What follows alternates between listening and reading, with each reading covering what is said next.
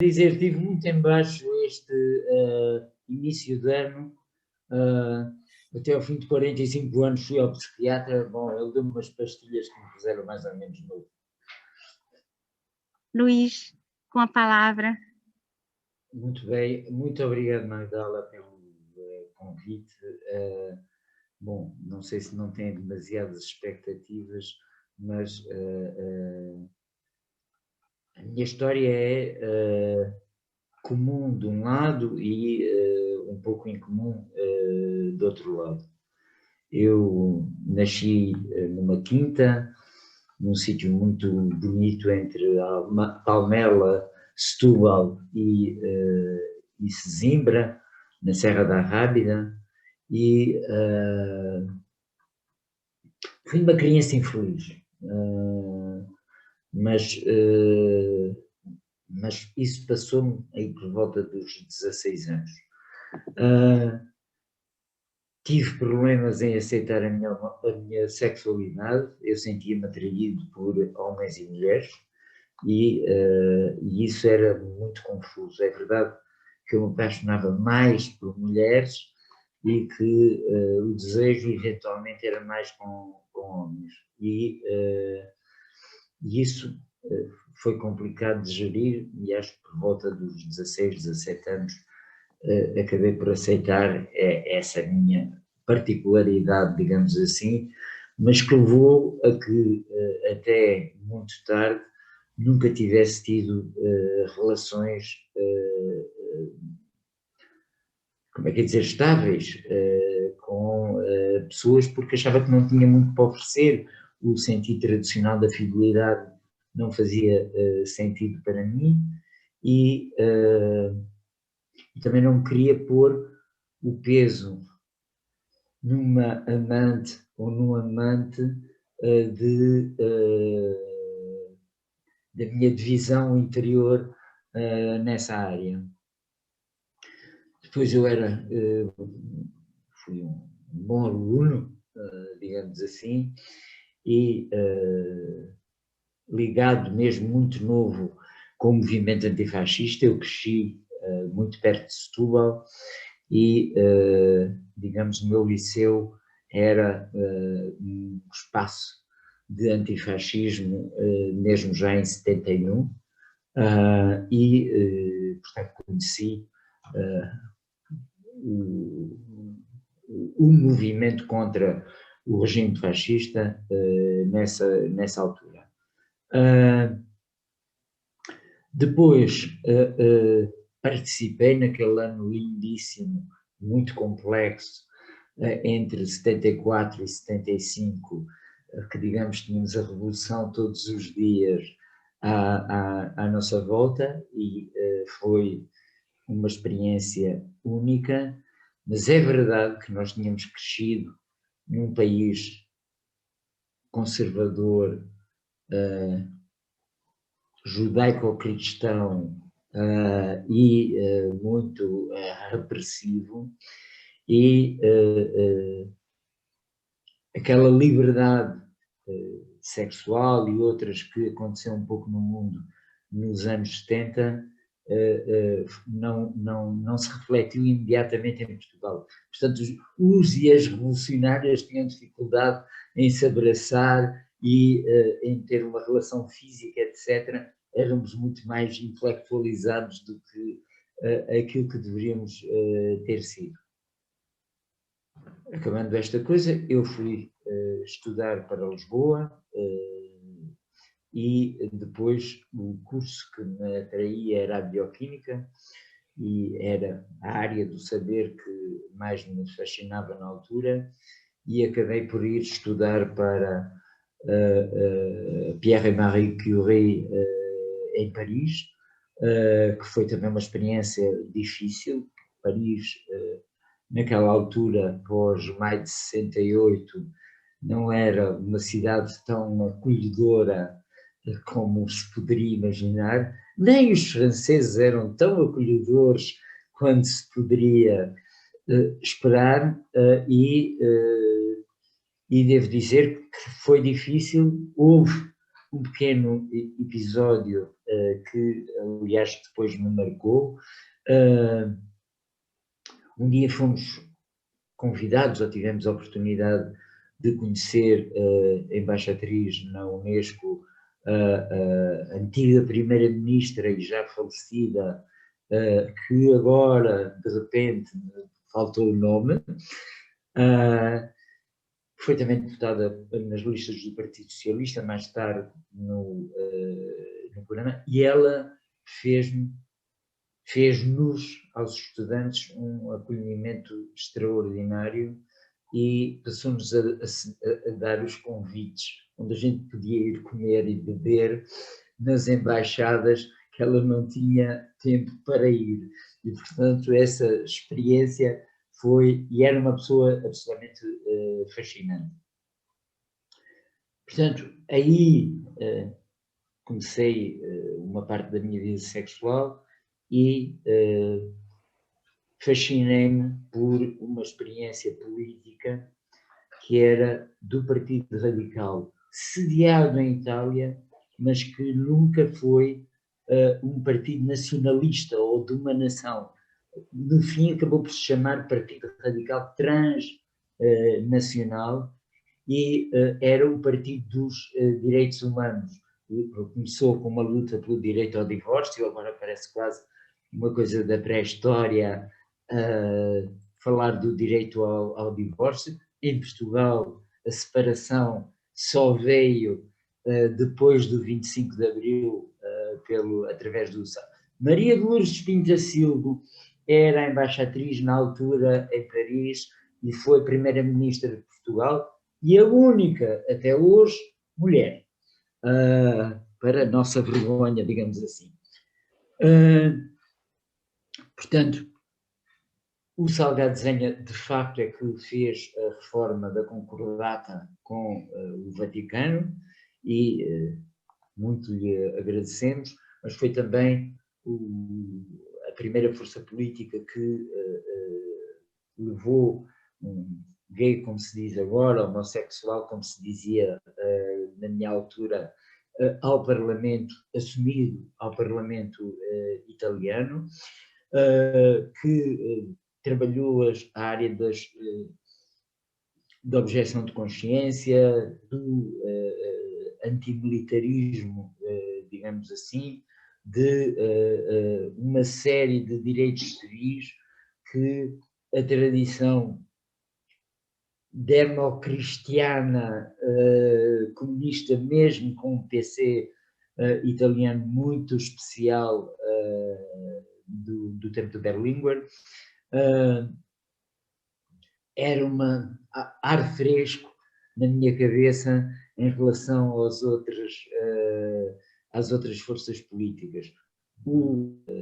A figura, o líder histórico dos radicais era o Marco Panela, que também já morreu não há muito tempo atrás, e que também era uma personalidade absolutamente fascinante, contraditória, mas fascinante.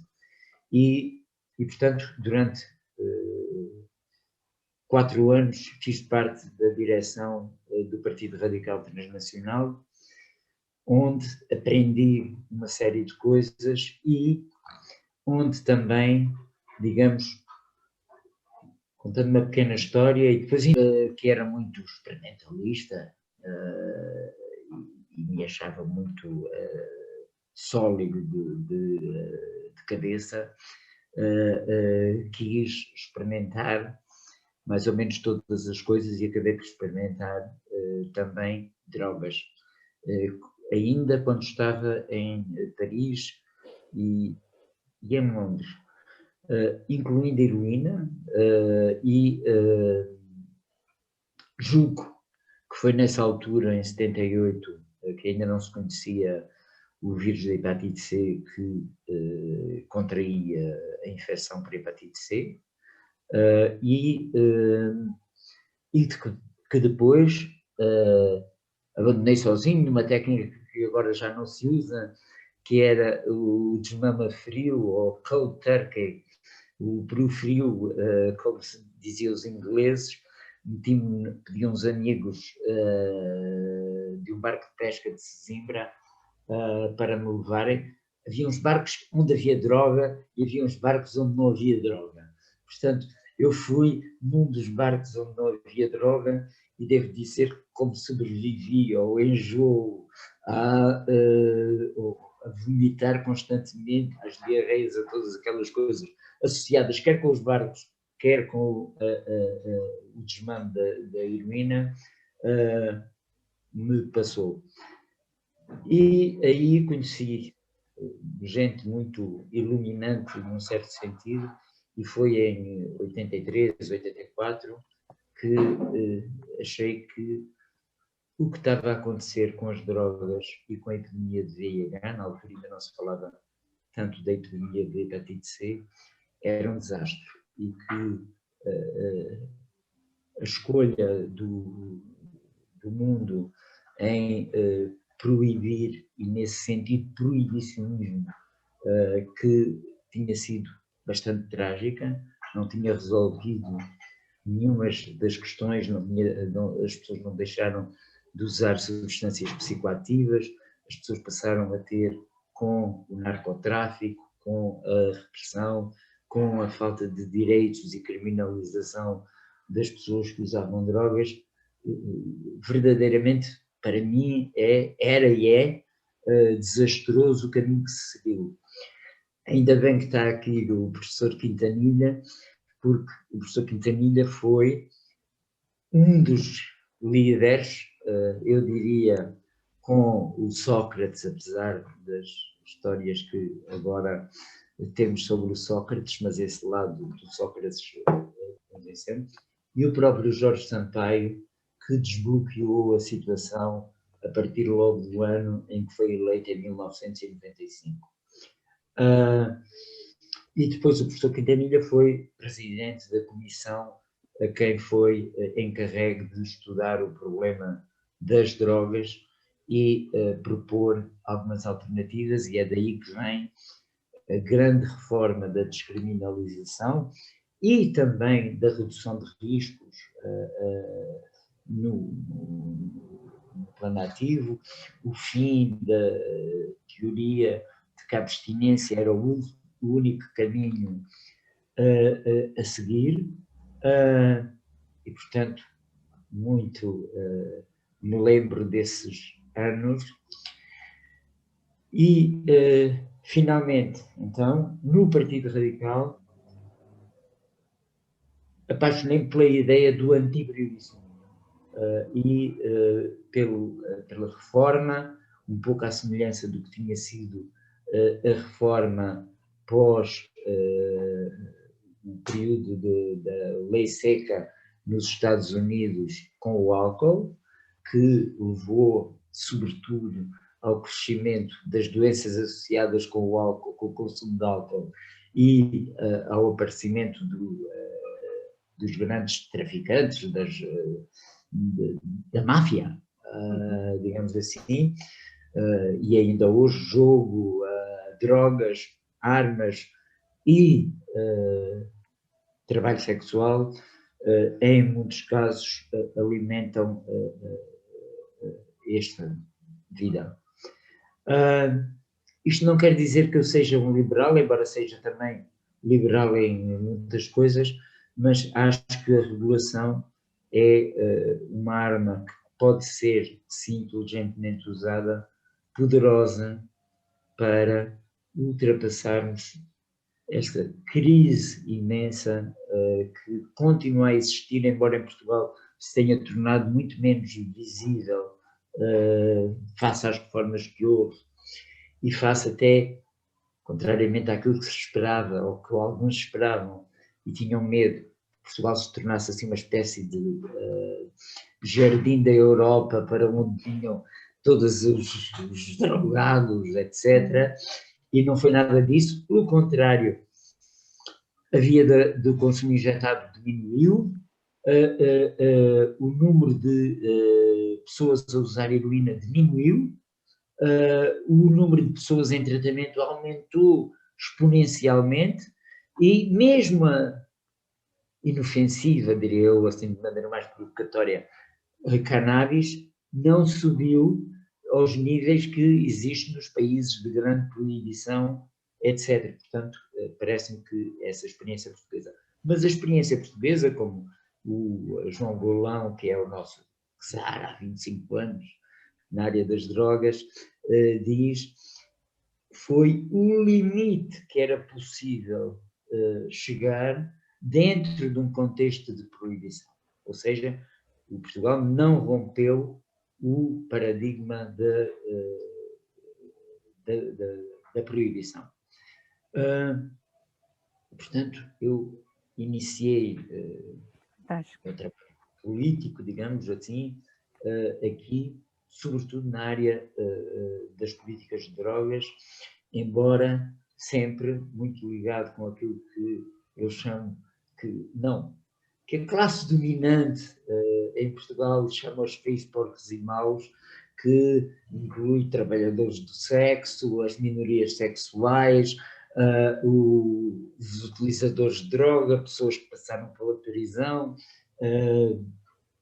os migrantes e a migração africana em Portugal e agora também a migração brasileira para Portugal, que tem características muito especiais e que tem sido difícil nós, com as políticas do Bolsonaro, parece-me a mim, muitas pessoas se sentem discriminadas e até em risco, e têm vindo para Portugal para a facilidade da língua, por um lado, e porque, apesar de tudo, nós conseguimos, e isso estou contente, a minha organização tem apoiado dezenas ou centenas de pessoas que vivem com VIH, dito aqui, ou HIV no Brasil, a chegarem rapidamente aos cuidados de saúde gratuitos,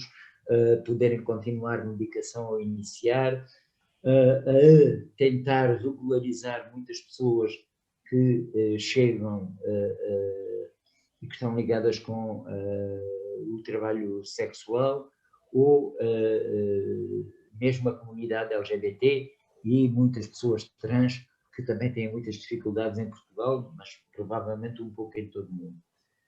E aí diria que começou também uma outra etapa importante na minha vida e na qual não tive sucesso, até agora pelo menos, e já começo a duvidar. Em Portugal, o Partido Comunista e os conservadores, e tenho muitos amigos conservadores e muitos amigos no Partido Comunista, e tenho admiração por várias coisas do Partido Comunista, são extremamente conservadores em algumas coisas. E uma delas é a história do abolicionismo em relação ao trabalho sexual ou à prostituição. É feito com a melhor das intenções, é por isso que é tão difícil de mudar essa percepção. E é maioritário em Portugal. O Partido Socialista, digamos, está dividido para aí 3/4 ou 4/5 a favor do abolicionismo e apenas uma parte pequena que considera a hipótese de poderia ser a regulação, o reconhecimento dos direitos, etc., dessas pessoas. A boa coisa é que eles querem tirar as pessoas da prostituição.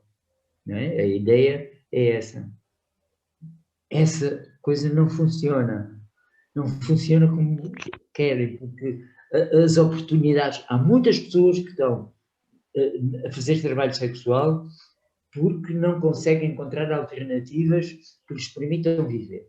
E, portanto, gostariam de ter condições de deixar de fazer trabalho sexual. Há uma parte das pessoas, mas isso é outra coisa, que são vítimas de tráfico de ser humano. Na verdade, é mais frequente para trabalho escravo do que para o trabalho sexual. Mas sabemos que existe.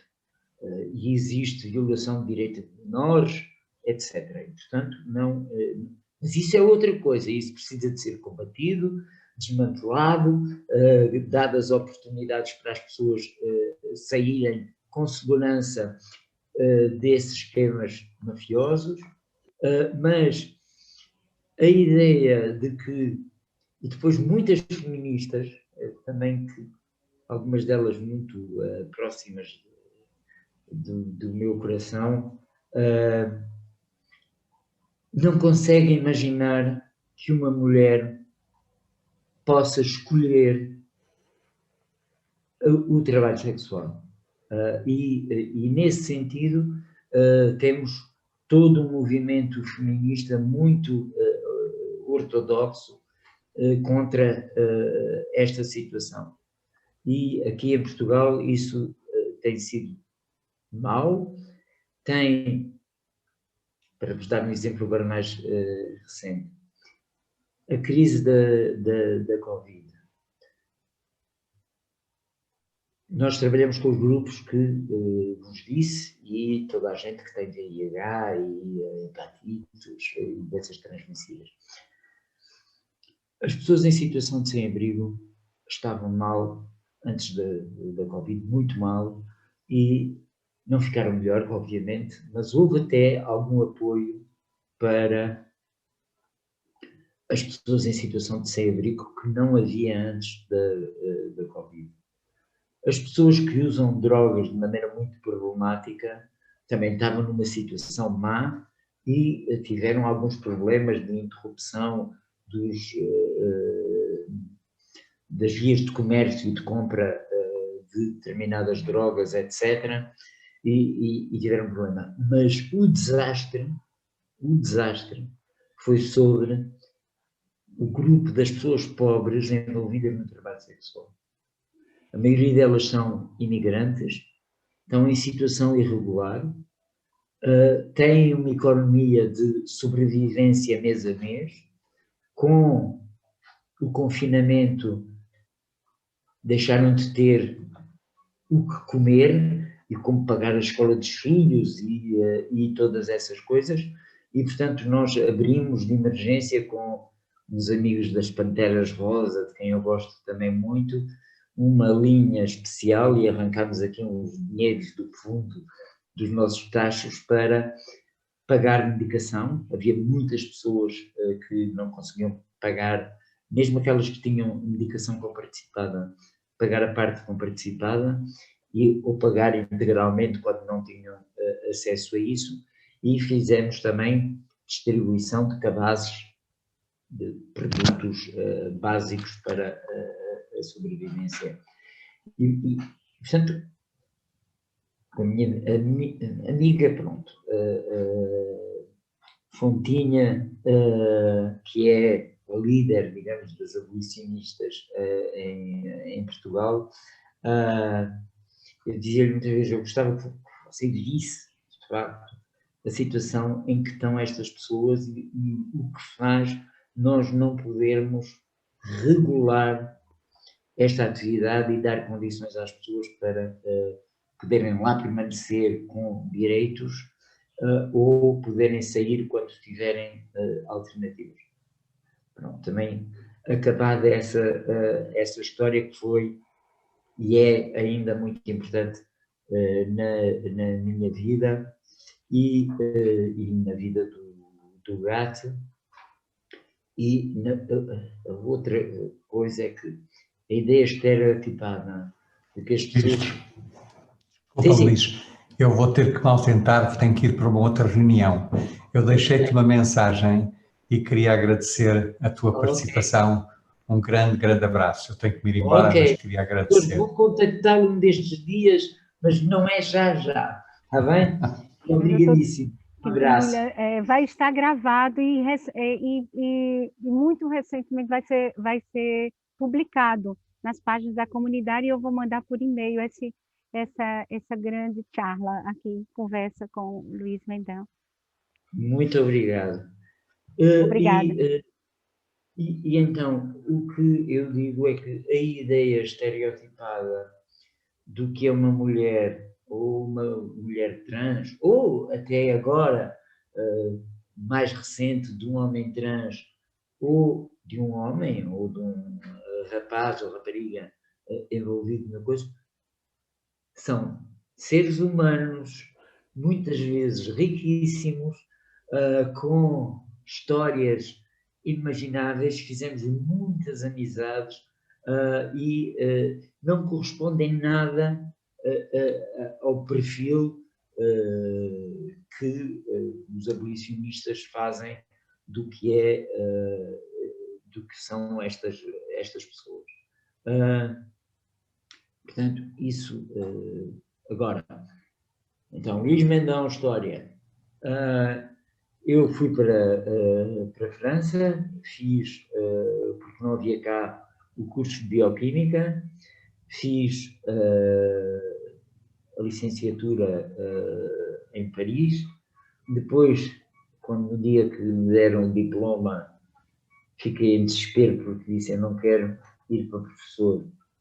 Eu não sou bom o suficiente para fazer investigação, que era a ideia que eu tinha.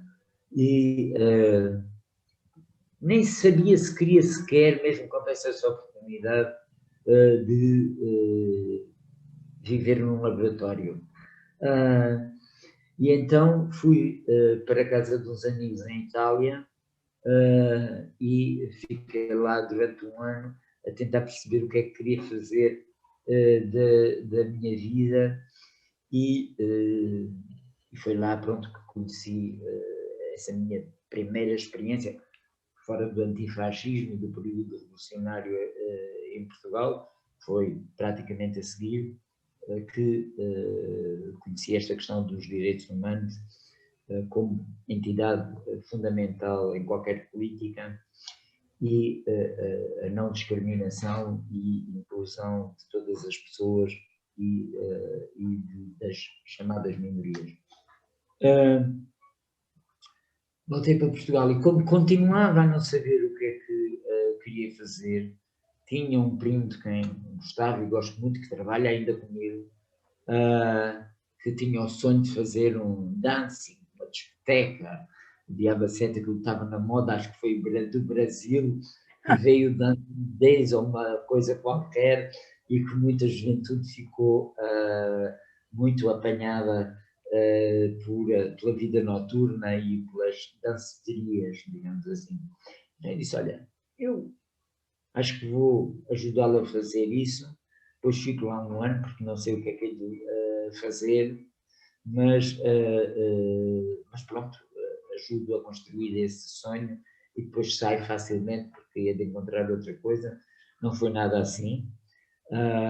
O que teve tanto sucesso do ponto de vista do dinheiro, que permitia uma vida, como éramos dois e trabalhávamos muito bem em conjunto, eu tinha 5 meses de férias por ano.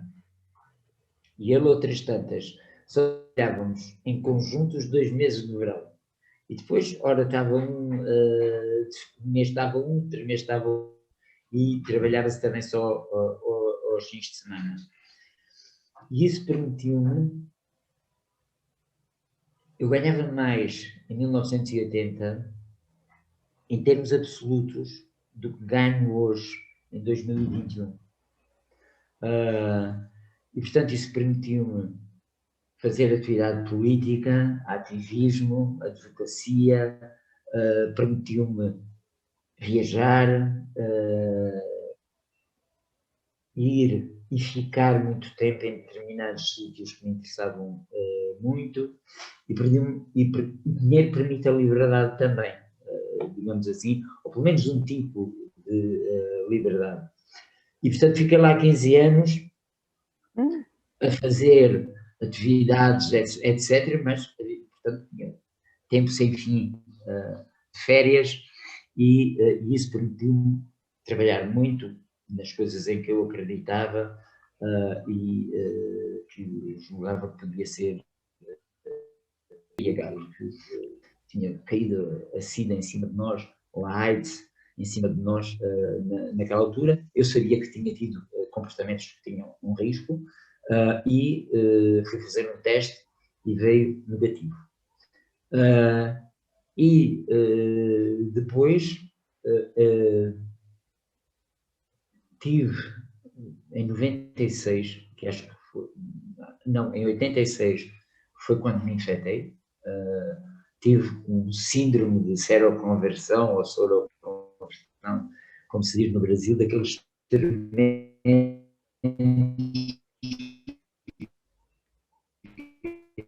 Então, não se. Pois, mas ficou registado no meu boletim clínico.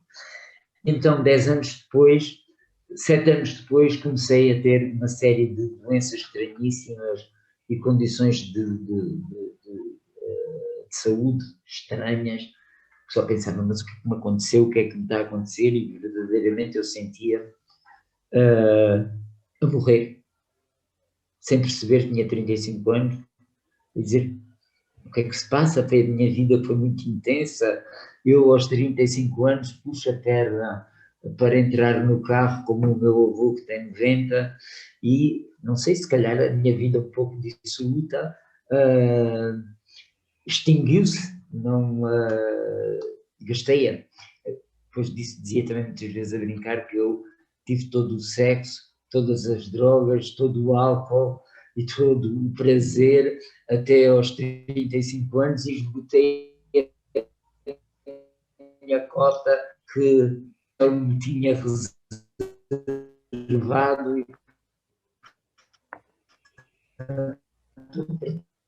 e White, mesmo no final, o Alistair é capaz de conhecer essa expressão, eu tinha sido a C3, C3 é o último estadiamento de SIDA, porque aquilo tem 1, 2, 3, é para piorar, A, B, C é para piorar, e, portanto, 3 e C era no final, tinha 2 CD4s, que é as defesas, como quiserem chamar, isso é, depois tinha corioretinite, visão quase completamente no olho direito, e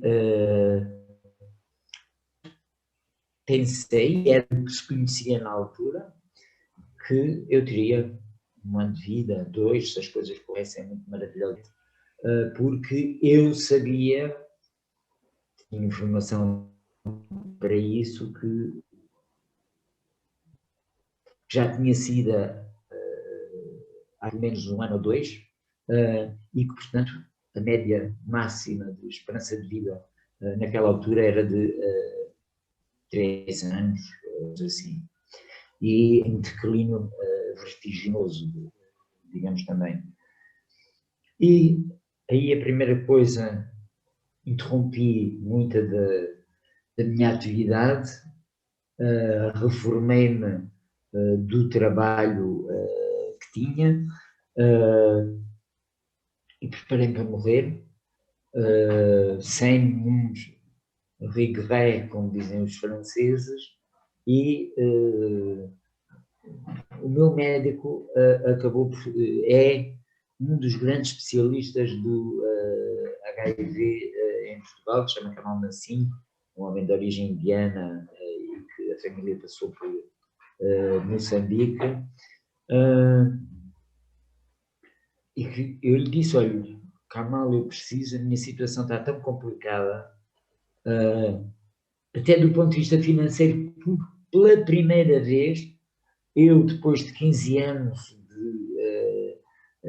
de ter dinheiro, para mim chegava perfeitamente, também não sou um big spender, tenho dívidas, não tenho carreira, vou morrer. O que o Luís falou agora mesmo, quando falaste agora das crianças, eu lembro-me numa reunião já há muitos anos do European AIDS Treatment Group, do EATG, em que nós discutíamos, e tu sabes como eram aquelas reuniões, não é?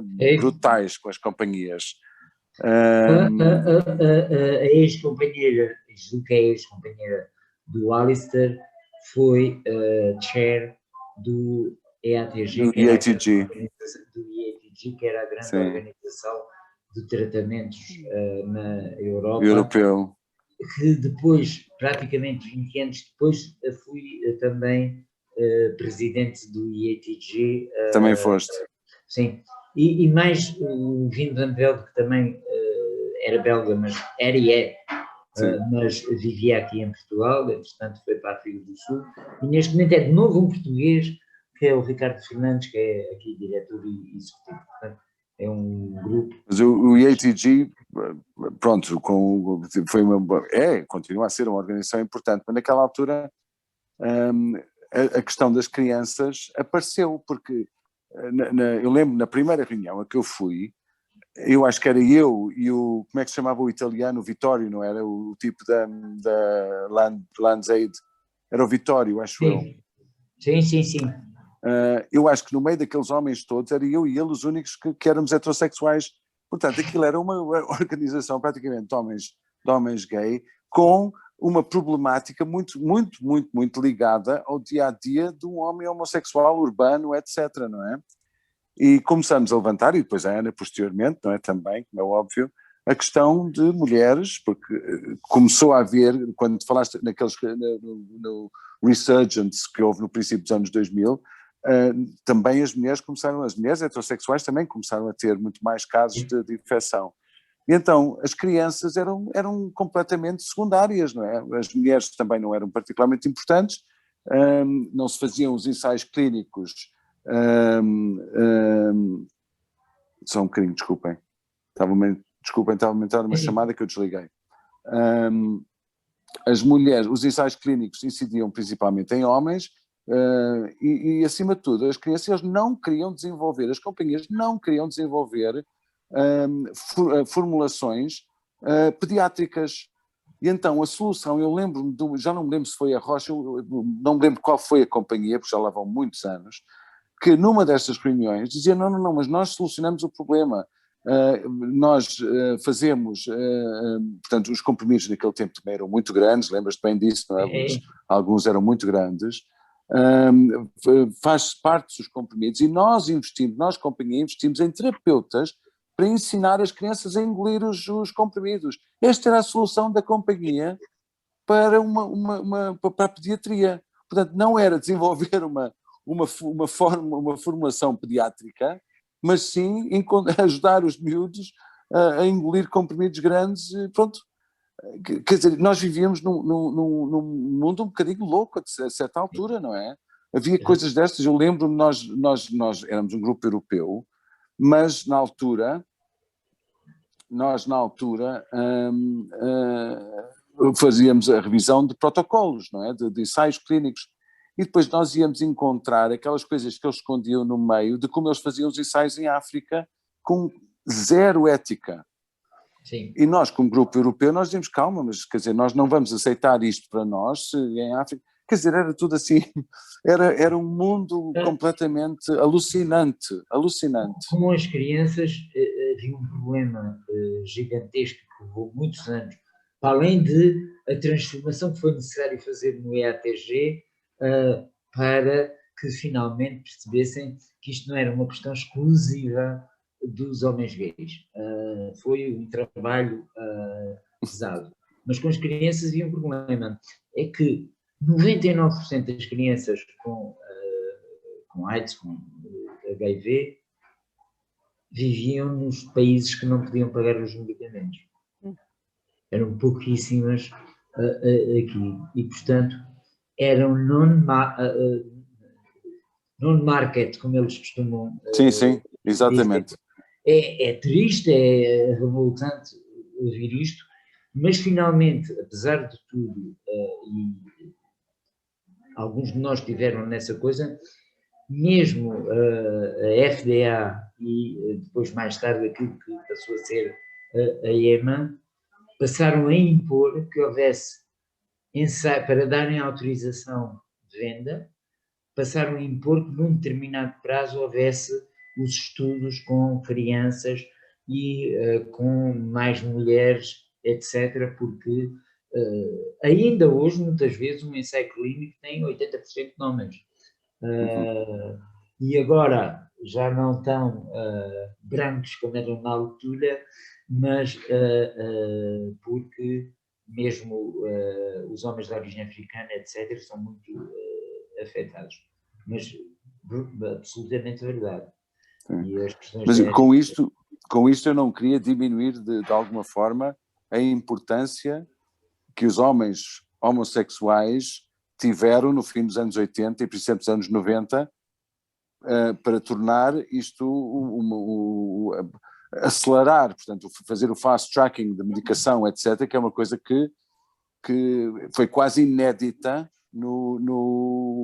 na medicação. Portanto, a rapidez com que a medicação chegava do tubo de ensaio ao utilizador foi uma revolução. O VIH revolucionou esse fast tracking de medicação, sem dúvida. Portanto, não quero tirar nenhum mérito aos homens homossexuais, embora com muita incidência no homem homossexual, branco, classe média, urbana, etc. Mas pronto, tiveram a importância de chamar isto para a primeira linha e de se conseguir, porque eu lembro na altura de que estávamos agora a falar, 96, 97, 98, quando as entidades recusavam autorizar algumas medicações, as pessoas diziam, não, nós precisamos de medicação, como é que se chamava, não era Rescue, ajuda-me Luís, era...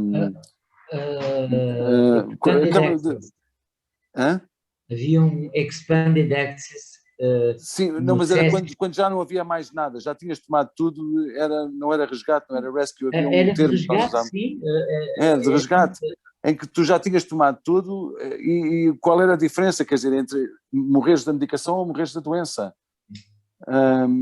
Portanto, foi revolucionário todo esse tempo de 96, 97, e antes disso, claro, até essa altura, porque se não fosse aquela invasão que houve no Congresso Mundial em 96 e organizações como a ACT UP se prenderem, acorrentarem às grades das farmacêuticas, etc., quer dizer, a coisa não tinha andado tão depressa. Mas depois houve estas nuances todas, como estas que tu falaste, estas que eu falei, quer dizer, que realmente a indústria farmacêutica não temos noção da brutalidade daquilo. Falaste também no Brasil e foi uma coisa importante, eu lembro-me na Suíça, não me lembro em que ano é que foi, no Congresso Mundial na Suíça, em que estava lá também, na altura era o Henrique, como é que se chamava o presidente do Brasil? Henrique Cardoso.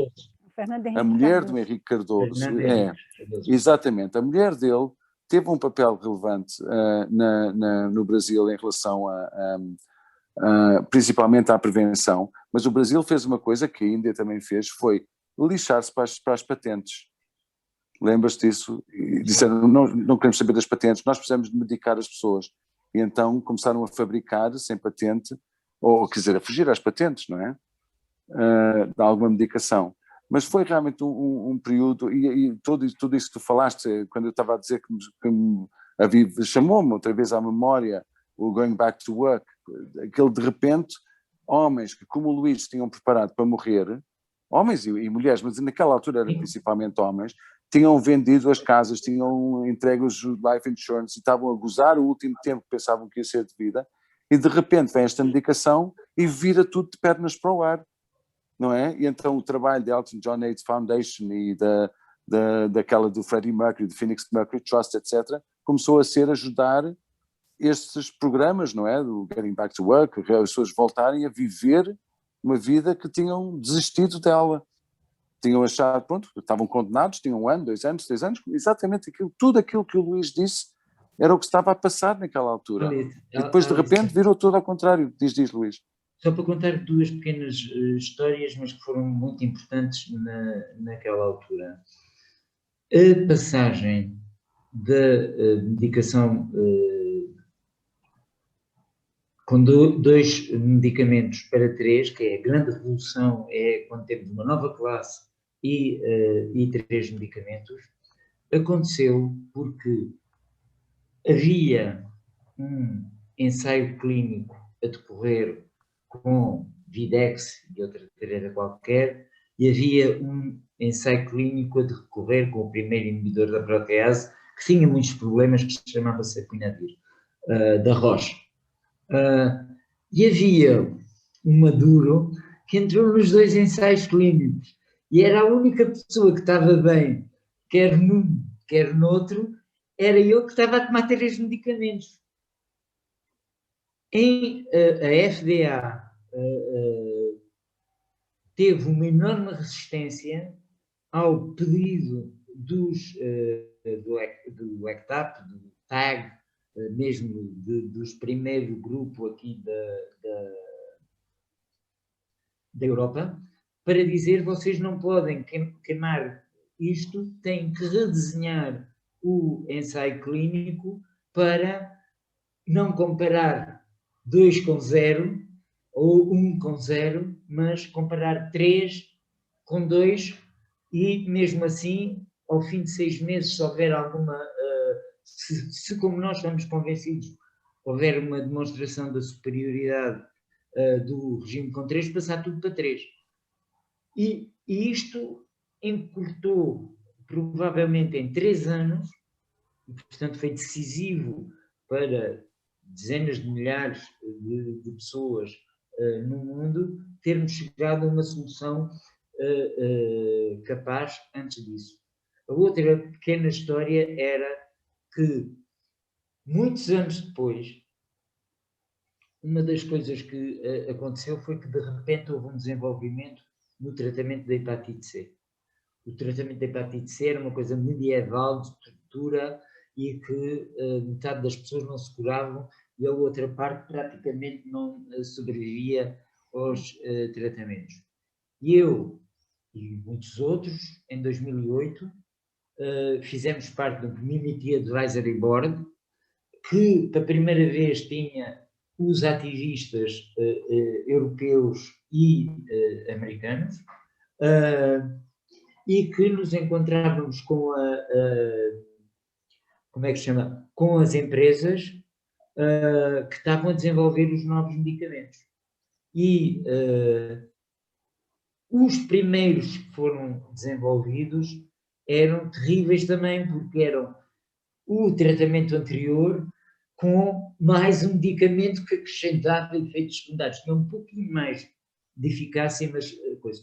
E, portanto, para redesenhar os ensaios clínicos e permitir que pessoas que não podiam tolerar o interferão PEG-LAU pudessem aceder a ensaios clínicos, foi outra guerra com a FDA e aí já com a EMA, que levou quase 2 anos até reconhecerem que nós tínhamos razão. E depois acontece de novo, aí o Brasil não quebrou as patentes, e eu tive em São Paulo aos gritos e com megafone em frente da sede da Gilead a dizer que façam licenciamento voluntário ou o Brasil deve quebrar as patentes de novo. E aqui em Portugal a indústria pedia qualquer coisa como 112 mil euros por um tratamento. O tratamento para mim, que tinha hepatite C, custava 178 mil euros. E a sociedade portuguesa, apesar de já não ser tão pobre como foi, não tinha dinheiro para pagar estes preços. E, portanto, tivemos uma batalha terrível aqui em Portugal, e houve um dia em que o Ministro da Saúde me mandou ir lá e não me deixou ir com mais ninguém. E quando eu lá cheguei ao Ministro da Saúde, estava o Ministro da Saúde, o Secretário de Estado Adjunto da Saúde, o Presidente do Infarmed, que é a autoridade reguladora e que dá as autorizações para a entrada de novos medicamentos no coisa, e o Diretor Nacional do Programa para as Hepatites. Ao fim de um quarto de hora, eu estava profundamente aterrorizado, porque obviamente eles não tinham que saber dessas coisas, mas eles também não tinham informação nenhuma decente sobre o que é que tinha acontecido em termos de investigação. Nem que podia ser possível pressionar tremendamente, e que nós éramos aliados deles, para que os preços baixassem brutalmente. Na verdade, quem entende depois esta posição é o Ministro da Saúde, que é um economista, e que não tinha background de saúde, é o Paulo Macedo, que neste momento é o Presidente da Caixa Geral de Depósitos, etc., e que me diz: a gente precisa discutir isto melhor, eu preciso de ouvir melhor os seus argumentos, etc., ouvir, juntar aqui também um grupo de peritos para falarmos em conjunto, mas depois eu já estava farto daquilo, e no dia 1 de abril, no Dia Mundial da SIDA, fiz um discurso no Congresso Nacional da SIDA, em que o ministro falava a seguir a mim, em que disse: há uma semana a gente cortou relações com a Gilead e com a indústria farmacêutica porque estão a pedir uns preços que tornam impossível um país como o nosso poder tratar os seus doentes. Mas agora corte relações com o governo porque nos estão a querer tratar com lixo terapêutico e em vez de... Bom, eu iria dizer terem tomates, mas em vez de terem a coragem de assumir o confronto e dizer que os doentes estão em primeiro lugar e que as necessidades de garantir o acesso à saúde dos doentes se sobrepõem ao respeito dos direitos intelectuais, de propriedade e essas coisas. E depois disso, na verdade, isto foi no dia 1 de dezembro, eu recebi aqui no GAT um embaixador do governo, que era presidente do Conselho, um homem muito interessante, que era presidente do Conselho de Administração do segundo maior hospital português no Porto, que era em Porto, o São João, e que me veio dizer: ora Luís, sentemos-nos e vamos ouvir o que é que vocês têm para nos dizer. Com notas e fez perguntas, etc. Depois telefonava-me, aí de 5 em 5 dias, a dizer: então, e se o Luís estivesse nesta posição e o GAT e estivessem a propor não sei o quê, o que é que vocês diriam? Então, nessa situação hipotética, nós faríamos isto ou aquilo ou aquilo outro. E até que chegámos ao dia 4 de fevereiro, portanto foi muito rápido. Eu sabia que já havia acordo. O meu embaixador tinha-me dito que já havia acordo, só havia umas coisas para depois. Eu disse: mas eu sou um general que as tropas vão derrubar e matar porque não faço nada, e dizem que eu estou a perder toda a credibilidade com a minha atitude negociadora com os malandros do governo, e portanto eu não consigo conter as tropas mais tempo. E houve uma grande manifestação em frente à Assembleia da República e o ministro estava lá, até se subiu à tribuna lá dentro do Parlamento um homem com VIH, com hepatite C, que já morreu, e que disse: não nos deixe morrer, e interrompeu o ministro na sessão do Parlamento, e aquilo foi um assunto de conversa durante mais de um mês em todos os telejornais, era a história da hepatite C. E nós conseguimos descer o preço dos medicamentos. Para mim era 170, que era um caso complicado e tinha que fazer 6 meses de dedicação com uma composição. Mas os tratamentos foram vendidos a 7.500 euros por cada doente, em vez de 120.000, que era o preço inicial. E mesmo assim é caro, e mesmo assim ganharam muito dinheiro. E, portanto, hoje em dia a Gilead até me trata bem, porque acabou com, ao ter vendido muitíssimos tratamentos em Portugal, acabou por ganhar o dinheiro, os comprimidos a fazer custam meia dúzia de tostões, ou cêntimos, ou aquilo que a gente quiser dizer. Então, é essa coisa, como depois, quase 20 anos depois, ou mais de 25 anos depois da revolução dos tratamentos na SIDA, houve esta revolução nos tratamentos da hepatite C, e eu penso que nós tivemos um papel decisivo em ter avançado, e nessa altura estávamos muito mais preparados. Eu já tinha reuniões em Paris com os meus amigos do Brasil, do Paquistão, da Índia, etc., a preparar quais eram os medicamentos que eram verdadeiramente bons para começar a preparar a quebra das patentes e a produção, sobretudo na Índia, porque a minha amiga do Brasil, que se chama Eloan, e que tinha tido um papel importante na quebra das patentes e na fábrica, era uma química de grande valia, nessa altura estava em Paris connosco a discutir isso, mas depois não conseguiu convencer o governo a quebrar as patentes. Mas foi muito mais rápido, pronto, do que foi no tempo do VIH-Sida. Lembrem-se, o primeiro medicamento que aparece é em 1987, a SIDA aparece em 81, que ao fim de 6 meses praticamente não fazia nada, que era o AZT. O segundo medicamento só aparece em 92, o terceiro em 94, o terceiro e o quarto. E a revolução, digamos assim, é em 96. E o tempo para se pensar em começar a tratar toda a gente no mundo começa verdadeiramente só em 2001. O Clinton também, apesar de tudo, teve uma influência nisso.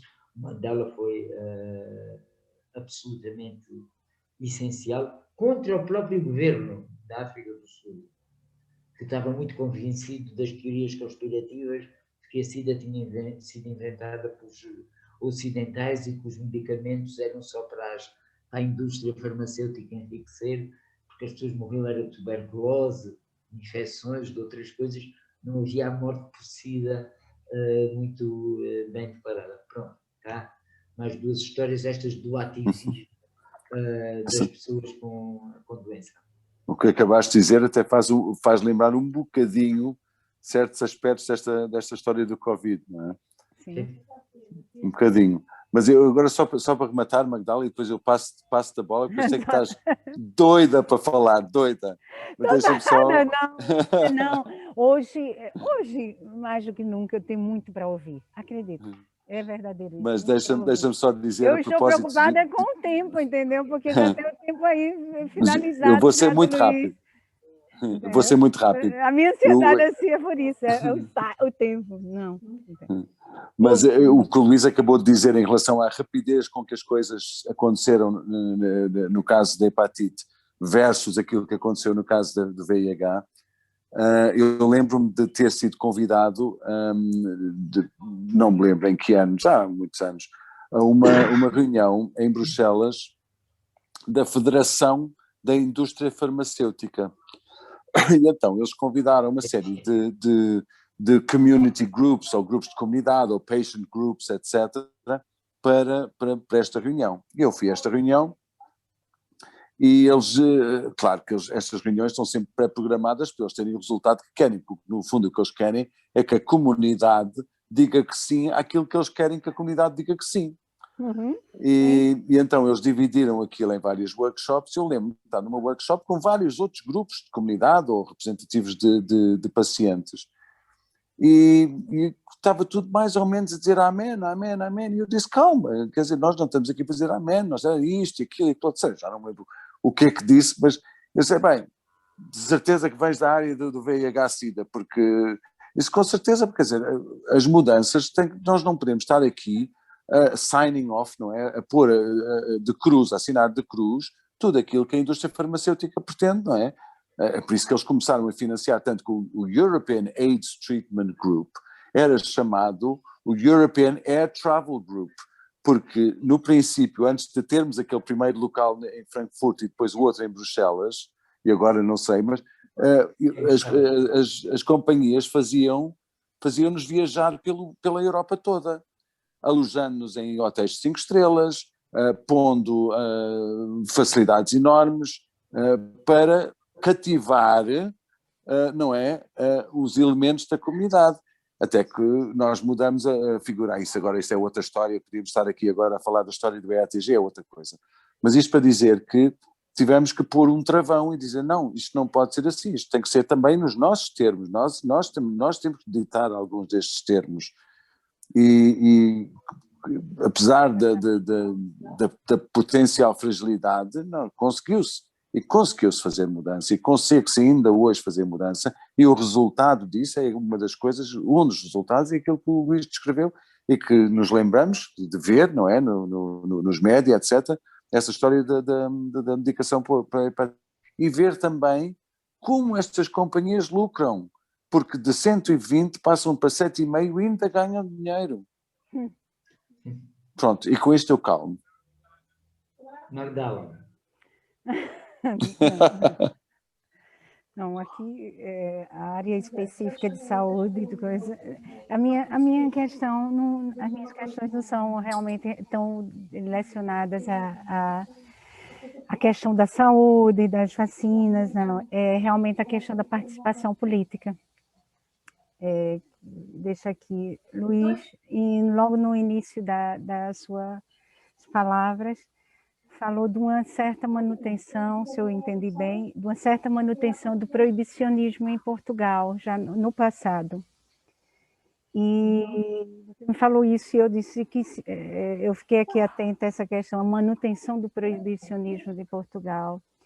E falando agora no proibicionismo e na questão grave, como você apresentou aí, das migrações, dos coletivos, dos grupos trans, não é, que mostraram uma gravidade muito, muito grande, não é, e que houve uma procura e vocês apoiaram, o GAT apoiou, e coletivos também informais, não é, apoiaram com vaquinhas se chama aqui no Brasil, já estou com os termos todos brasileiros de volta, com as vaquinhas e também com cestas, né, com cestas alimentares, né, com cestas de alimento.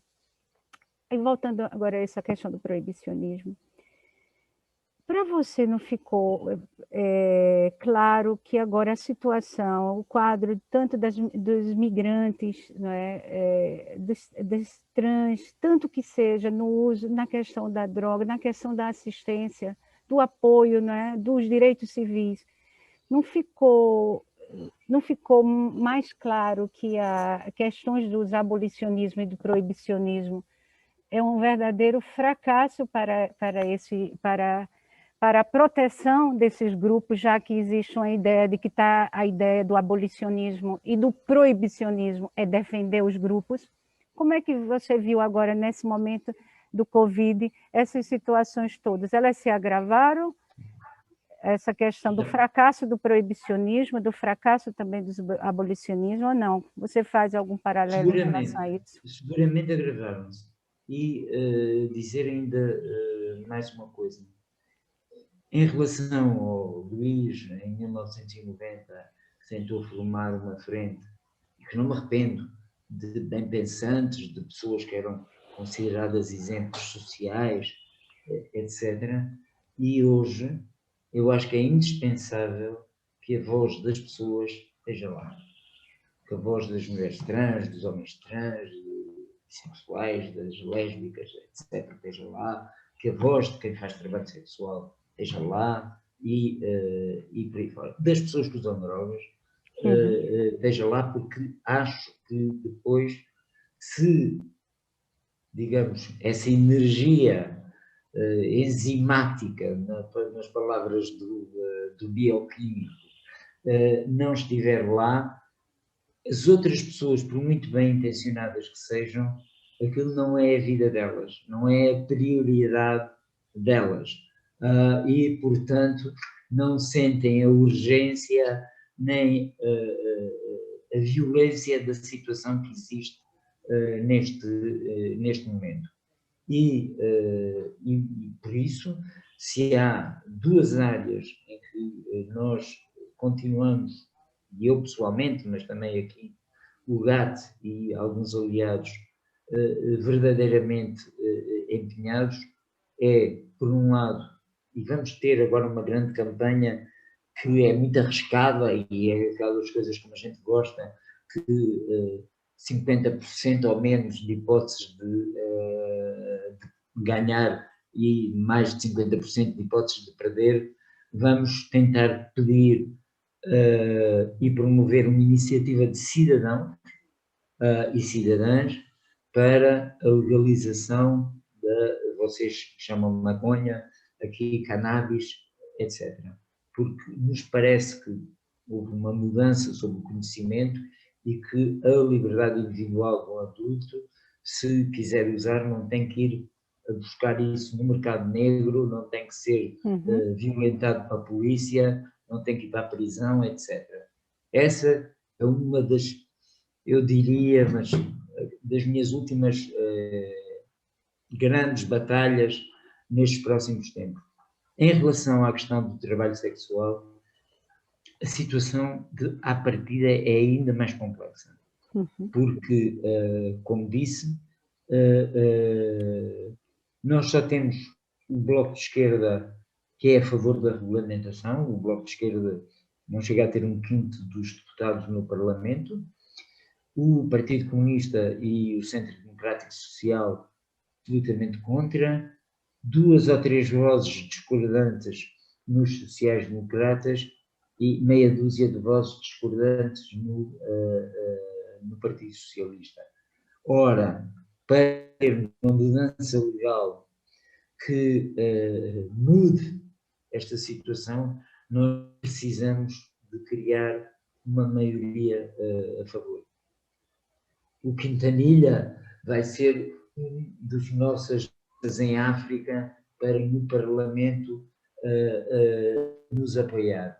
E o que estamos a tentar é também, através, por exemplo, do poder local aqui em Lisboa, ou no Porto, que ainda é mais complicado, porque eles têm um presidente que é extremamente conservador nos costumes, de criar soluções que eventualmente sejam híbridas, mas que apoiem as mulheres e as pessoas que estão envolvidas no trabalho sexual. As questões dos direitos das pessoas trans ainda está, embora tivesse havido progressos, ainda tem muitos obstáculos portanto, drogas e a comunidade trans, as mulheres e os homens envolvidos no trabalho sexual são uma das grandes prioridades, só que eu, realisticamente, olhando para a realidade atual, vejo com dificuldade que a gente consiga mais do que começar a lançar as sementes para um debate, para uma reflexão em termos corretos e que a gente consiga sair daquele abraço mortal dos moralistas, abolicionistas que existem neste momento. A outra coisa que para nós é muito importante é devolver cidadania a estas pessoas. E o problema das migrações é também mais uma das questões revoltantes na história da humanidade. Sim. A humanidade nunca sobreviveu sem migrações e com pessoas no movimento. Os países fechados são países mais pobres em todos os aspectos do que os países que têm uma diversidade maior. A Europa, que está velha a cair de podre, precisa urgentemente de migrantes. Claro que, em princípio, a primeira parte, super qualificados, é para fazer o trabalho de assistência aos velhos ou coisas desse tipo e trabalhos que já não querem ser feitos.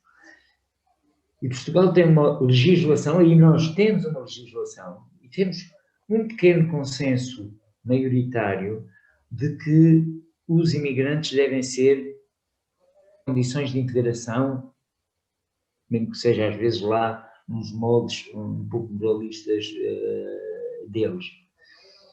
Nós temos uma legislação há 20 anos, feita por Correia de Campos, que ainda é saudada na ONU e nas instâncias internacionais, em que reconhece o direito à saúde gratuito para pessoas em situação irregular, sempre que se trata de cuidados materno-infantis e da mulher grávida e nas doenças de transmissão e, portanto, que representam um perigo para a saúde pública. Mas isto continua a ter, do ponto de vista administrativo, informático, da boa e má vontade de quem está à frente das instituições de saúde, enormes barreiras. Portanto, repare, eu posso levar 6 meses a conseguir resolver a situação de uma pessoa que me chega do Brasil, que vive com HIV, até estar completamente regularizado, etc. E somos nós que somos uns trabalhadores maníacos e vencemos a oposição pelo cansaço, a gente não larga o osso enquanto não resolve aquele problema, mas isso que eu digo à Ministra da Saúde, quem sou amigo, posso dizer, não pode ser que as pessoas tenham que encontrar o gato ou uma organização semelhante para conseguirem coisas. O Sistema Nacional de Saúde, que foi uma conquista tão importante como o SUS no Brasil, tem que estar de portas abertas para estas pessoas. Estas pessoas não são turistas, não vêm de países ricos para cá. Se entram e estão dentro de Portugal, têm que ter acesso universal à saúde mesmo. E acesso à cidadania. E essa batalha que a gente disse é uma coisa que faz quase todos os dias. Vamos sempre tendo promessas, e voltamos a ter uma de que a própria Ministra da Saúde iria olhar, ela pessoalmente, para o dossiê da saúde e dos migrantes, no sentido de regular. Mas os poderes intermédios ainda são os mais difíceis, porque eles boicotam todo este tipo de reformas, de mudanças, etc. A seguir ao diagnóstico da AIDS, em último grau mesmo, preparei-me para morrer, não tinha coisas, escrevi umas quantas coisas, o que é que era bom numa história assim, dizer não vou fazer 40 anos, maravilha, e não vou precisar nunca de fazer dieta, porque naquela altura a pessoa com SIDA ficava a pele e o osso, comesse o que comesse, e mais qualquer coisa que já não me lembro. Coisas negativas, não ia ver o ano 2000, não ia ver a Expo em Portugal, que foi em 98, e algumas coisas que achava que tinha pensado sempre que iria fazer um dia que fosse velhinho, não iria fazer. Mas, portanto, despedi-me da maioria das... Disse ao Kamal, eu preciso pelo menos de 9 meses, porque eu tenho que passar 3 meses a pôr a minha vida em ordem do ponto de vista financeiro, legal, e não deixar um bordel para a família e os amigos, etc., com essa situação muito complicada em que estava do ponto de vista financeiro, e depois preciso de um inverno para dizer adeus aos amigos e amores, etc., e à família, e depois, se tiver a primavera para fazer a despedida e fazer algumas coisas que gostava muito de fazer antes de morrer, perfeito. E até lhe disse, se por acaso ainda tivesse o verão, que é a minha estação favorita de sempre, então era ouro sobre azul e podia ir embora feliz. E, na verdade, ao fim de um ano, eu percebi que não estava a morrer, e falei com o Kamal, e ele disse-me: Luís, vocês são o primeiro grupo que começou imediatamente com uma terapêutica altamente eficaz, com tremendos efeitos secundários, muito complexa, etc. E nós estamos a aprender com vocês, não sabemos o que é que vai acontecer. E, portanto, fechei esse capítulo da morte amanhã, porque a vida voltou a ser imprevista, como deveria sempre ser. E, portanto, aí eu decidi, olha, a parte da minha vida profissional não faz sentido,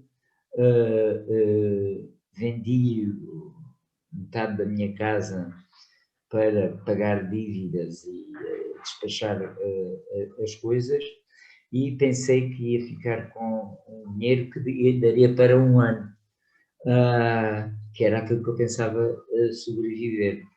E, na verdade, ao fim de um ano, não tinha trabalho, não tinha carreira, não tinha dinheiro, e fui trabalhar para Abraço.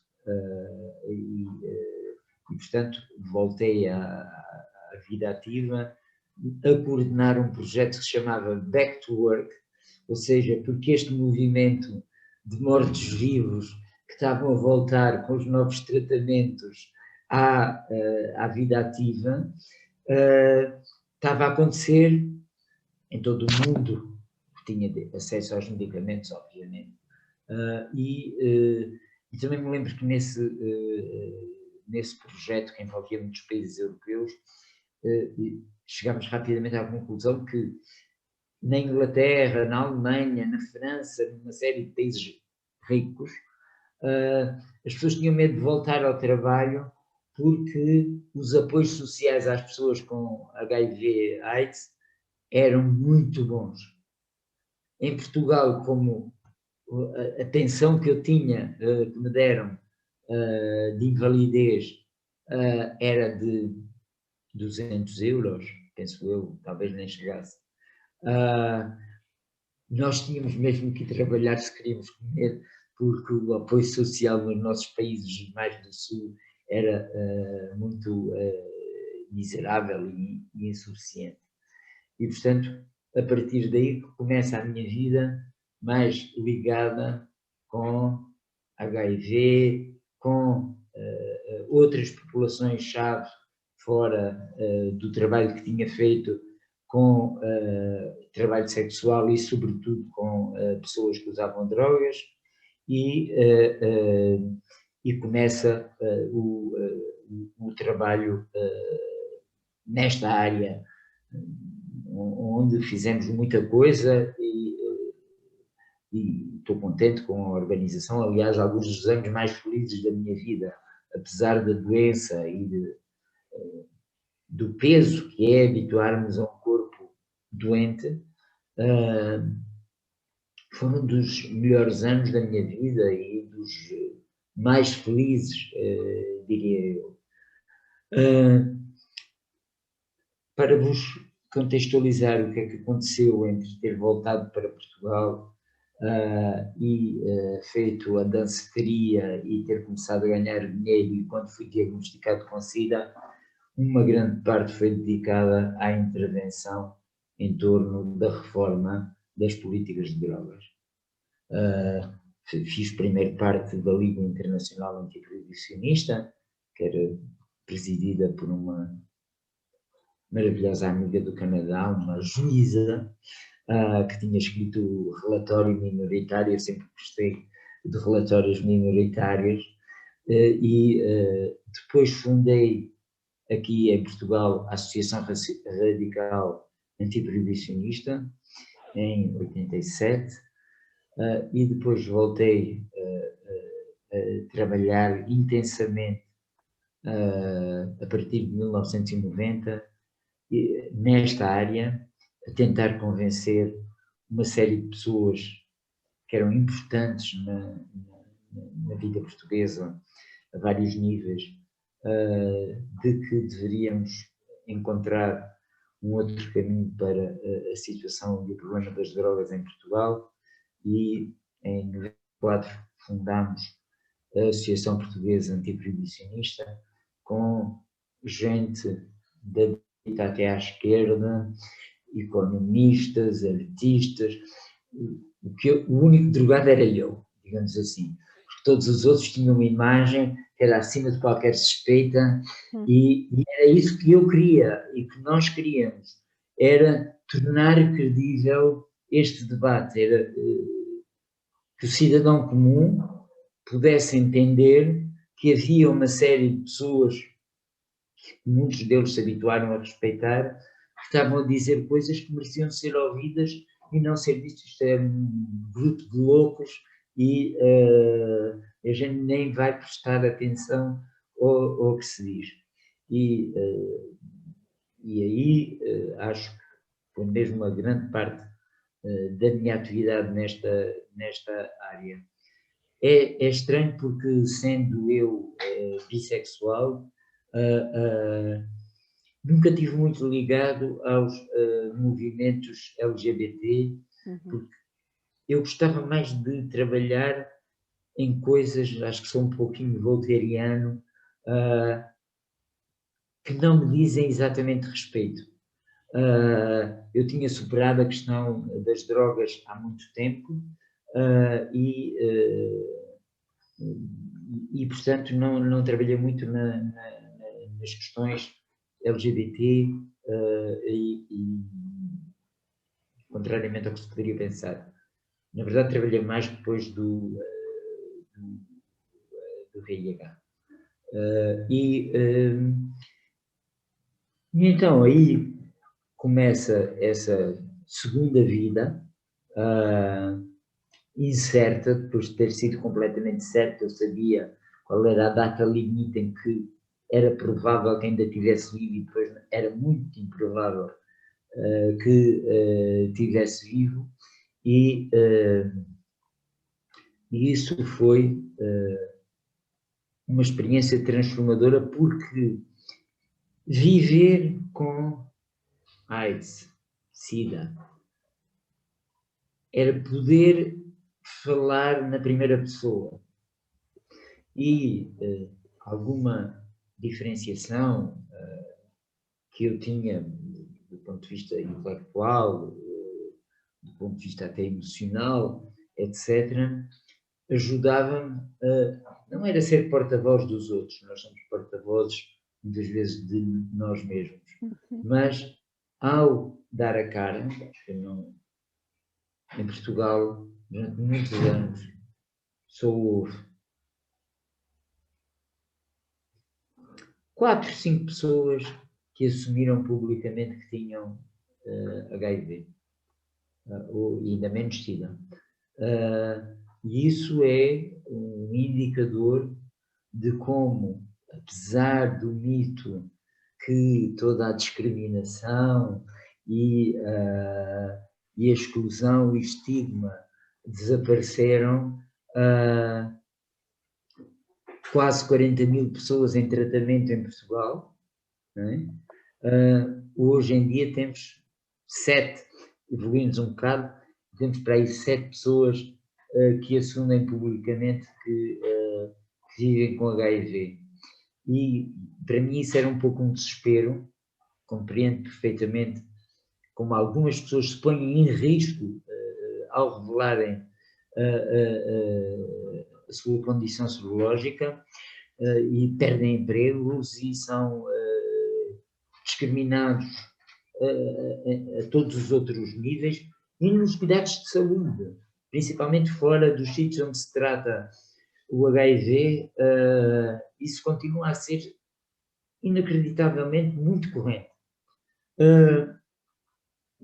E, portanto, às vezes lamentável era que eu, que estava velho, que se via claramente olhando para mim a lipodistrofia e os sinais da SIDA, etc., representasse as pessoas que viviam com HIV, quando eu conhecia pessoas lindíssimas, com todo o ar de serem saudáveis, etc., e que nunca assumiriam que tinham a doença, e, portanto, eu projetava também para os outros essa imagem da SIDA, do fim de vida e por aí fora.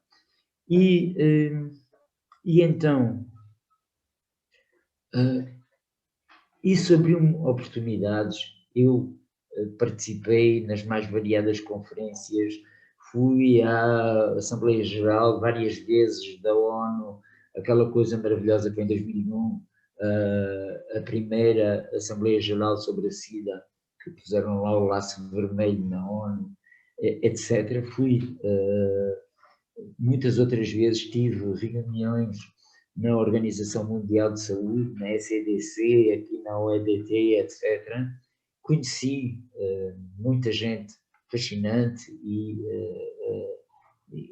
muito inteligente e com grande informação, e finalmente aquilo que tinha abandonado em 1981, que era a minha licenciatura em Bioquímica, acabou por ser extraordinariamente útil para o trabalho que nós fazíamos sobre a pipeline dos novos medicamentos e outros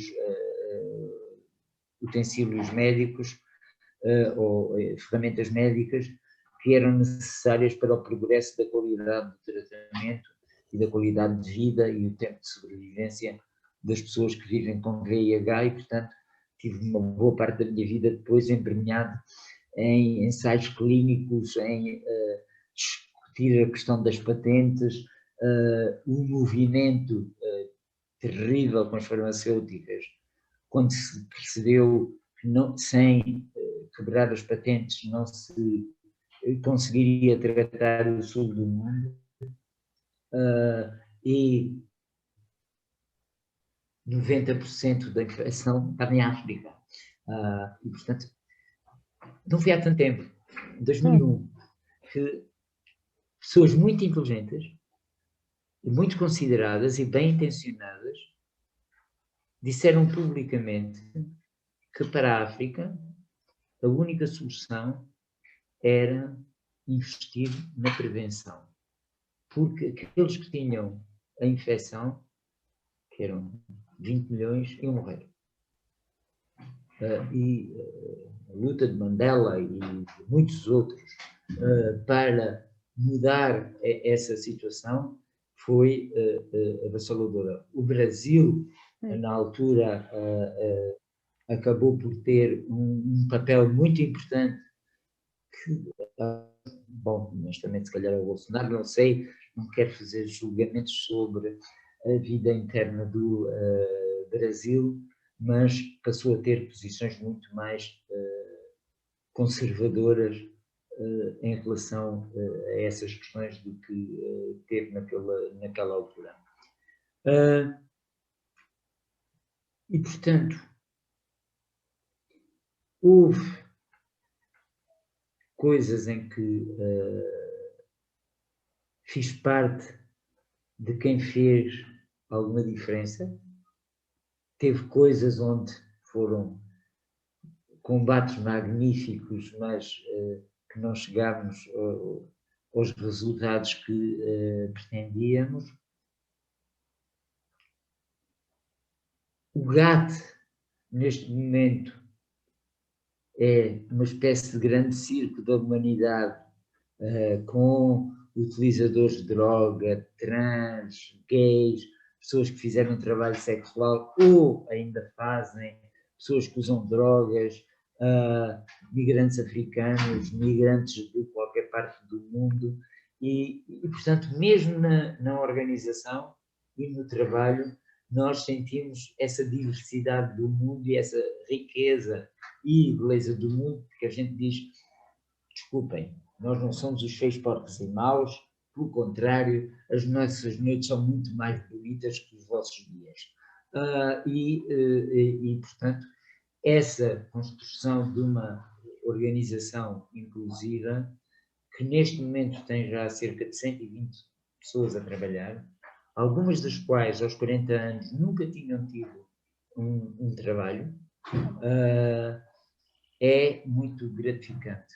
E, em relação ao poder político e ao nosso ativismo, acho que somos respeitados por muita gente, mas ainda menos ouvidos do que nós gostaríamos de ser. E,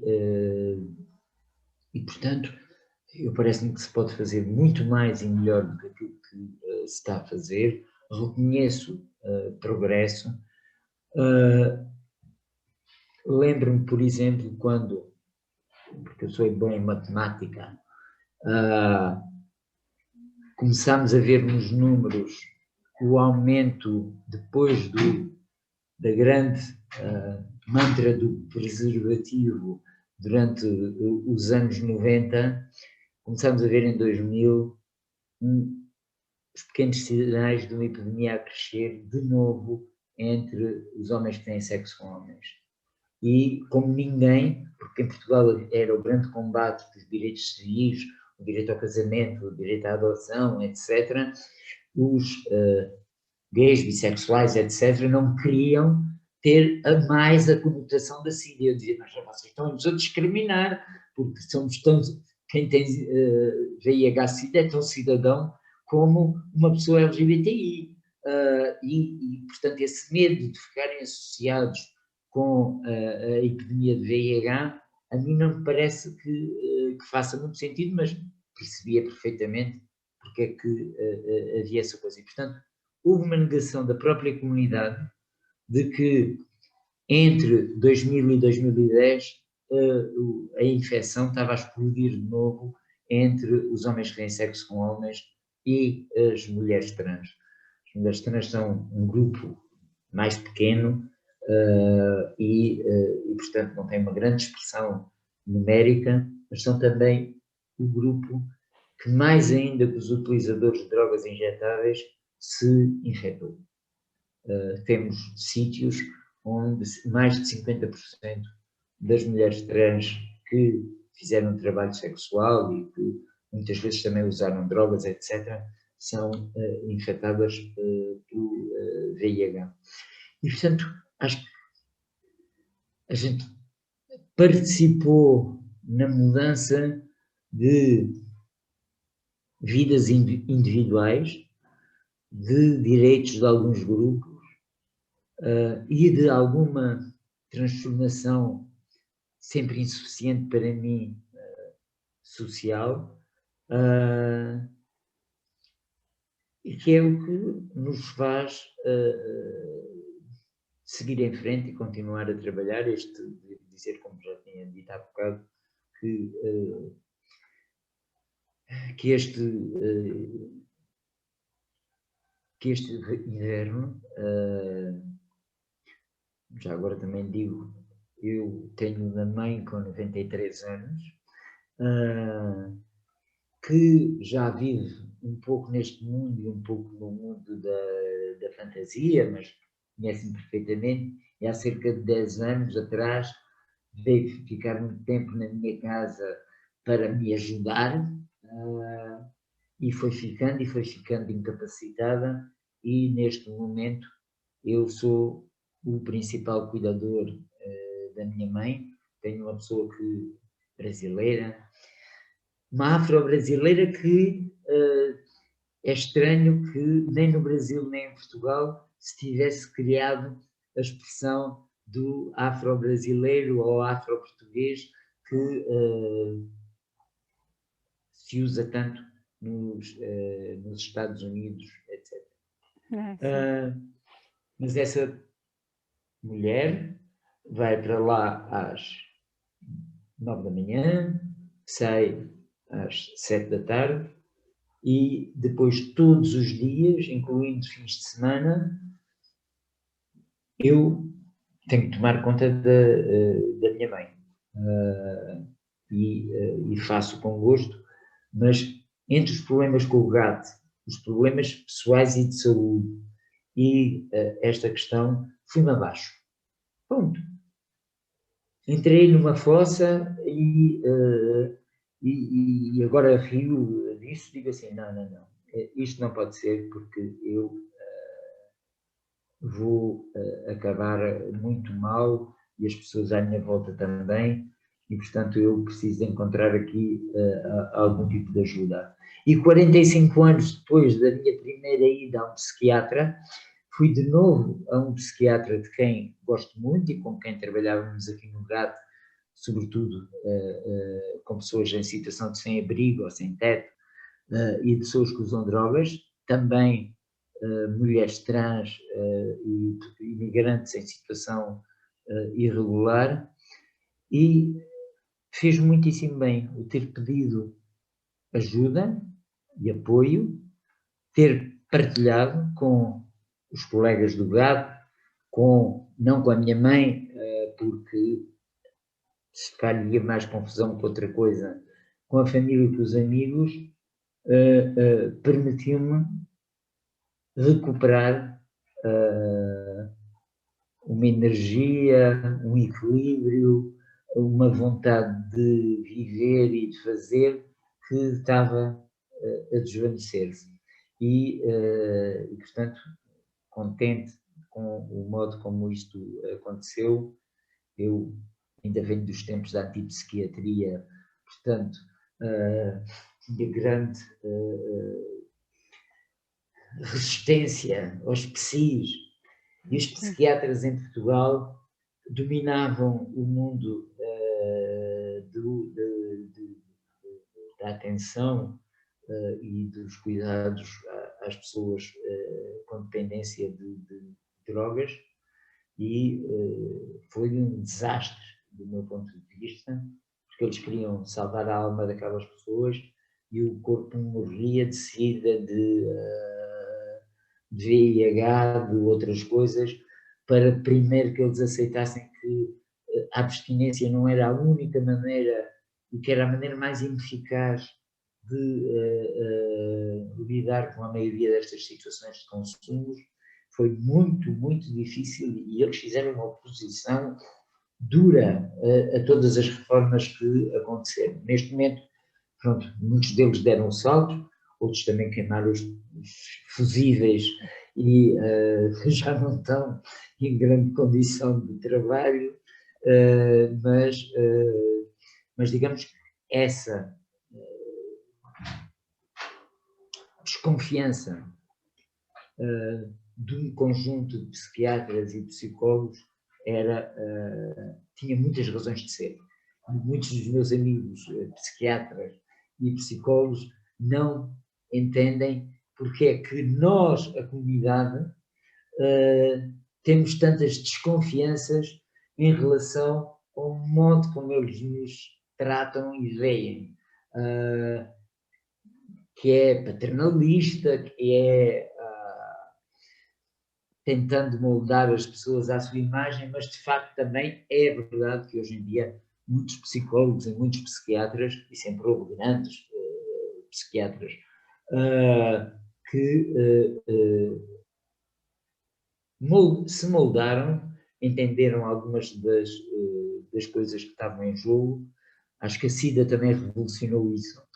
O lugar da pessoa com doença, ou o lugar da minoria, foi completamente revolucionado a nível da saúde global pela explosão da AIDS-SIDA. E à vossa disposição. Perfeito. É como eu imaginava que essa conversa ia ser realmente inspiradora. Eu acredito que vai ser inspiradora também para outras pessoas. Para mim, foi muito inspiradora. Luiz Mendão, muito inspiradora mesmo. Mais do que as minhas expectativas, acredite nisso. Tem um filho, sabe? Ele que vai reeditar essa gravação, mas reeditar essa gravação ouvindo. Quer sensibilizar, né? Que ele ouça essa gravação, mais do que seja o editor do vídeo, sabe? Tecnicamente. Eu tenho aqui alguns pontos, além desse percurso de vida. Tem alguns pontos que eu queria colocar, mas antes vou abrir aqui para o Alistair, né, que é nossa participação. Não sei se o Alistair quer fazer alguma intervenção, colocação, como se fala por aqui. Não, tá, claro, tenho algumas coisas a dizer, mas estive a ouvir com enorme interesse e estive a relembrar algumas coisas que não estavam esquecidas, mas estavam arquivadas e que o Luís reavivou a minha memória em relação. Eu estava a tentar pôr no lugar as partes da história. Onde acabamos a primeira parte e depois tivemos que voltar, deve ter sido mais ou menos em 96, Luís. Sim. Não é? Para, foi quando os inibidores da protease começaram a ser utilizados. Fui a primeira pessoa em Portugal que, não tendo sido tratado antes, foi tratado imediatamente com inibidor da protease e 2000. E, portanto, eu lembro-me que, só para dar exemplo que ele perceberá disto, que ao fim de um mês e meio fui fazer análises, tinha 2 CD4 à partida e uma carga viral que nem brutal, porque era acima de 1 milhão. Tinha carga viral indetectável e tinha passado para 208 CD4. E 200 é aquela barreira mítica de que abaixo daquilo está-se já no caminho da morte. Sim, sim. O Kamal, que é um homem de paciência oriental, em vez de me dizer fosse o que fosse, ficou lá a fazer perguntas, a escrever, e depois disse-me: olha, é melhor ir fazer análise outra vez, eu já vou ligar para o laboratório para o atenderem já. E disse: doutor Kamal, pode-me dizer as novidades, porque não há menos que zero na matemática do VIH. O que eu posso ter perdido é 2 células. E ultrapassar 1 milhão de carga viral que tinha na altura também não me parece muito provável. Portanto, dê-me lá as notícias, que eu sou um rapaz crescido e estou pronto para as ouvir. Ele disse: não, o que eu queria era confirmar, porque estes resultados me parecem um pouco suspeitos. E depois o Janina, que também foi outro, foi neste hospital que se descobriu os doentes da Guiné que morriam de SIDA e que os testes eram negativos e não se conseguia fazer nada, todos eles morriam. Foi ao Hospital da Medicina Tropical e foi o antigo chefe do Kamal que disse: estas pessoas têm SIDA, mas os testes não davam positivo, até que levaram as malas com as amostras para Paris e no Instituto Pasteur acabaram por identificar o HIV-2. E a professora Odete teve um papel importante também nisso. Fundamental. Ela era uma grande especialista de farmácia e uma investigadora. O paper em que eles anunciam a identificação e isolamento do VIH2 foi o mais citado de sempre das publicações científicas portugueses. Não é na área da SIDA, era em qualquer área, porque naquele momento foi uma verdadeira explosão. Portanto, sim, era nessa altura que aconteceu. Reparem, outra coisa que me fez agradecer tremendamente, que me levou a ir pedir trabalho a Abraço, era que eu soube e sabia que teve uma delegação em Vancouver, Vancouver, julgo, ou Toronto, já não me lembro, no Canadá, em 96, a Conferência Mundial da SIDA. E eles convenceram a Ministra da Saúde da altura, Maria de Belém, a assinar um despacho para comprarem, sem hesitações, a nova medicação. Ela até fez um despacho tão à pressa que se dizia que tinha sido escrito no avião, que tinha lá uns erros factuais mesmo na elaboração disso. E essa intervenção permitiu que eu e muitos outros tivessem sobrevivido. Ou seja, se nós não tivéssemos acesso em setembro, como eu tive, que foi quando chegou esta autorização, havia muitas pessoas que estavam no fim de linha, e eu também estava no fim de linha, e portanto sem o tratamento antirretroviral altamente eficaz, como se dizia na altura, não teria sobrevivido. Nessa altura, Alice, diz Magdala. Desculpa interrompê-los outra vez, só quero dizer que já passamos mais de 40 minutos e vai desligar outra vez, só que se o Luiz Mendão e você tiver mais tempo, eu tenho algumas questões não, eu tenho algumas opiniões que eu quero pedir para o Luiz Mendão, só que vai ser desligado mais uma vez, tá? Acredito, o tempo para mim está voando. Já se passaram 40 minutos, ok? Magdala, já voando! Eu tenho que sair. Olha aí.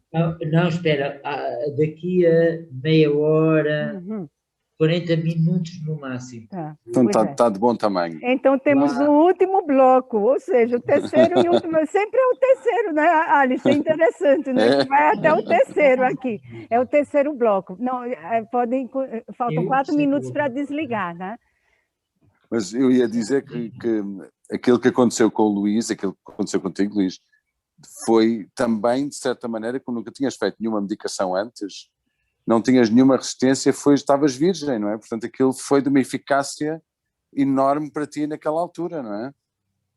Que para outras pessoas que já tinham feito AZT, 3TC e já tinham resistências a algumas dessas medicações, mesmo com a revolução dos inibidores da protease, não foi tão eficaz para algumas pessoas. Não tiveram tanta essa coisa.